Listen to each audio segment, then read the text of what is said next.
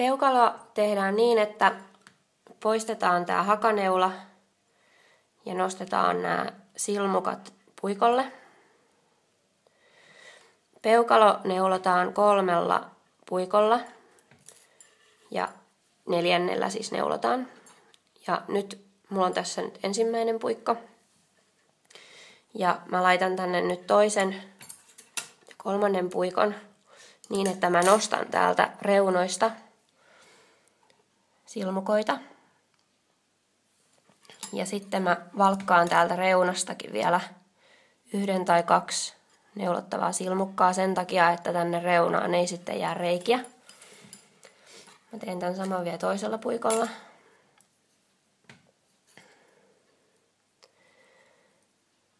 Kannattaa yrittää ottaa silleen tasaisesti, niin ei tosiaan tule niitä reikiä.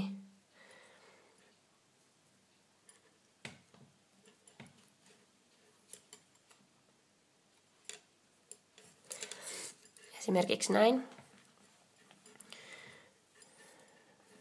Ja tästä voisi nyt lähteä neuloa, kun ottaa uuden langan ja sillä aloituspaikalla ei ole niin väliä.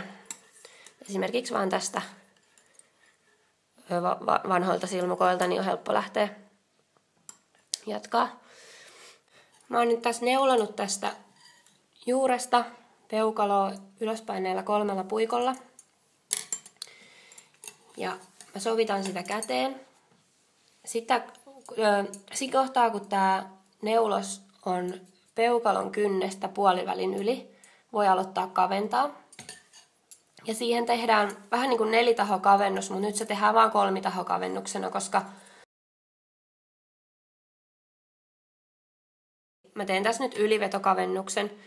Nostan 1 neulomatta, neulon 1 ja nostan yli. Neulon puikon loppuun.